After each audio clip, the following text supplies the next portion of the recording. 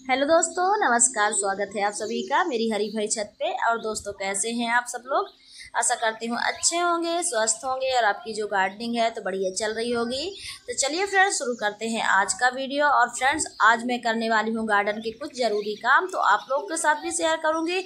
और बहुत ही इम्पोर्टेंट काम है क्योंकि मौसम बहुत अच्छा हो रहा है। लगभग मुझे लगता है ये मौसम सभी जगह ऐसा हो रहा है, तो बहुत अच्छा मौसम है। खासकर हम गार्डनर्स के लिए तो बहुत अच्छा है, जिसका हमें इंतज़ार होता है, वेट करते हैं जिसका हम, कि मौसम थोड़ा सा अच्छा हो और हम गार्डन का काम कर पाएँ। क्योंकि बहुत अच्छा गोल्डन मोमेंट आप कह सकते हैं, क्योंकि जैसे ये समर सीजन और रेनी सीजन के बीच का जो मौसम अभी बना हुआ है, ठंडा ठंडा सा बहुत अच्छा मौसम, वो हम गार्डनर्स के लिए बहुत अच्छा है। क्यों अच्छा है फ्रेंड्स? इसलिए फ्रेंड्स अच्छा है कि इस टाइम की हमें बहुत ज़्यादा ज़रूरत थी, बहुत ज़्यादा, क्योंकि इतनी ज़्यादा धूप और गर्मी में हमारे जो काम थे वो प्रॉपर तरीके से नहीं हो पा रहे थे। और हमें इंतज़ार था कुछ ऐसे ही दिनों का कि कुछ थोड़ा सा ऐसा कुछ हो जाए, मौसम में बदलाव हो जाए, ताकि हमारे जो गार्डनिंग के काम हैं तो बहुत ही बढ़िया और शानदार तरीके से निपट जाएं। तो जैसे कि आप लोग देख रहे होंगे, 2-4 दिन से बहुत ही बढ़िया मौसम हो रहा है, तो मैंने सोचा सारे काम जो गार्डन के हैं तो निपटा लेती हूँ। तो क्योंकि आने वाले टाइम पे अभी हम काम कर लेंगे तो आने वाले टाइम पे हमें जो जो हमारी सब्जियां लगने वाली हैं, जो हमारी गार्डनिंग होने वाली, तो बहुत ही बेहतरीन तरीके से होती है। क्योंकि फ्रेंड्स, अगर हमें अभी टाइम नहीं मिलता और फिर लगातार जैसे ही हम काम शुरू करते हैं फिर बारिश, तो ना तो हमारी मिट्टी प्रॉपर तरीके से सूख पाती है, न मिट्टी को हम धूप दिखा पाते हैं, ना हम गार्डन की सफाई वगैरह कर पाते हैं। जो हमारा गार्डन वेस्ट होता है, किचन कंपोस्ट होता है, उसका भी हम यूज जो है तो अपनी मिट्टी में सही तरीके से नहीं कर पाते हैं। तो इसके लिए ये मौसम सबसे बेस्ट है। तो इसीलिए मैंने सोचा आप लोगों के साथ भी वीडियो शेयर कर देती हूँ, ताकि आप लोगों को भी आसानी हो कि अभी जो काम निपटाने हैं कौन कौन से हैं। तो ये देखिए सारे फ्रेंड्स, यहाँ पे ग्रो बैग में मैंने जो सारे लगे हुए थे, ककड़ी, खीरा, जो बेल वाले पौधे थे ना, जिनमें अब फ्रूटिंग नहीं हो रही थी क्योंकि समर सीजन के प्लांट थे, तो उन सारे पौधों को भी मैंने हटा दिया है। आप लोग देख सकते होंगे इस तरीके से ग्रो बैग खाली रखे हुए हैं। इससे क्या होगा फ्रेंड्स, हमारी जो मिट्टी है तो इसको थोड़ा सा रेस्ट मिल जाएगा, आराम मिल जाएगा। क्योंकि फ्रेंड्स, जब हम सब्जियां लगाते रहते हैं बार बार उसी मिट्टी में सब्जियां लगाते रहते हैं, तो मिट्टी के पोषक तत्वों के साथ पोषक तत्व तो खत्म होते ही हैं, साथ साथ जो मिट्टी होती है वो भी लगातार स्ट्रगल कर रही होती है, लगातार उसको मेहनत पड़ रही होती है। तो हम कोशिश करते हैं कि थोड़े दिन हमारी जो मिट्टी है तो आराम मिले उसको भी। और देखिए सामने देख सकते हैं बहुत ही बढ़िया जो बीन्स है, यानी कि बरबटी के पौधे लगे हुए हैं और बहुत ही बढ़िया तरीके से हो रहे हैं। फ्रेंड्स, मौसम का बहुत बड़ा असर होता है, जैसे ही ठंडा हुई है पौधे अपने आप बहुत ही बढ़िया हो गए हैं।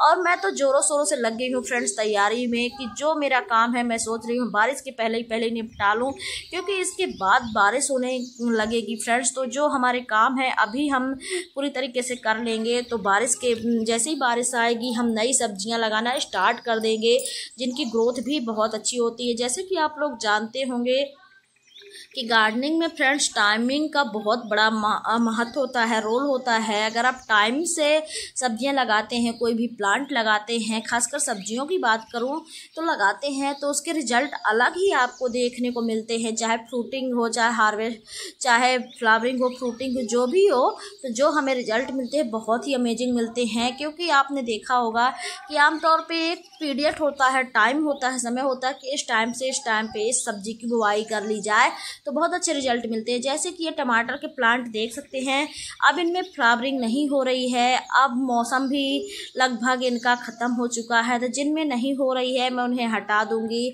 हालांकि कुछ प्लांट मेरे पास ऐसे भी हैं टमाटर के कि अभी उनमें फ्रूटिंग हो रही है, टमाटर उनसे मिल रहा है मुझे, तो मैं ऐसे पौधे नहीं हटाऊंगी। लेकिन जिनमें नहीं मिल रही है तो मैं उन्हें ज़बरदस्ती का मिट्टी में नहीं रखूँगी, क्योंकि हमारी मिट्टी खाली हो जाए और थोड़ी सी इसमें हवा वगैरह लग जाए, मिट्टी थोड़ा सूख जाए, आराम मिल जाए मिट्टी को।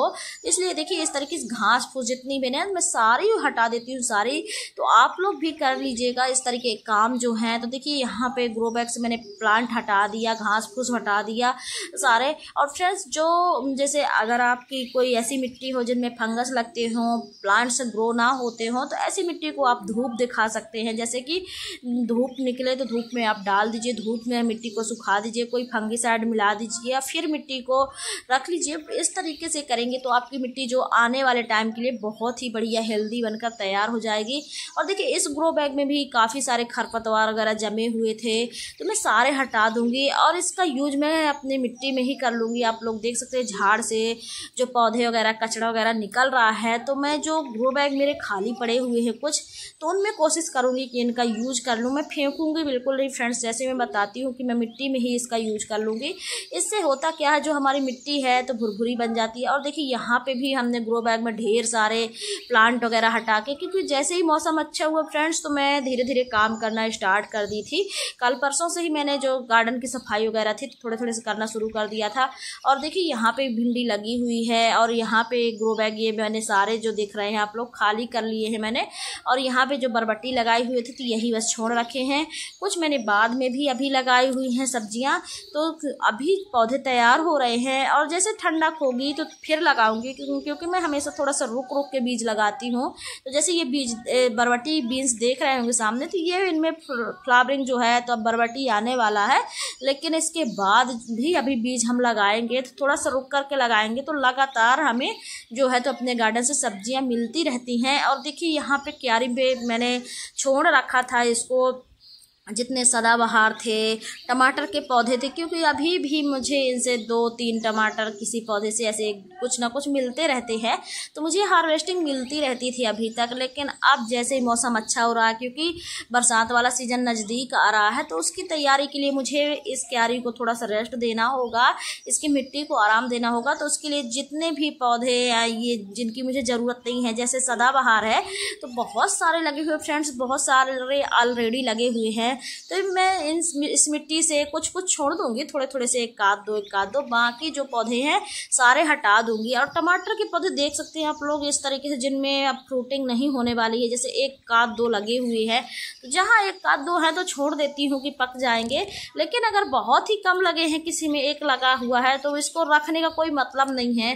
देखिए तो इस तरीके से मैं सारे हटा देती हूँ, और ताकि मिट्टी में भी अभी पूरी तरीके से अच्छी से धूप लग जाए। इसके बाद जैसे बरसात आती है ना, तो उतनी अच्छी धूप लगती नहीं है, फिर फंगस वगैरह लगने का चांस नहीं रहता।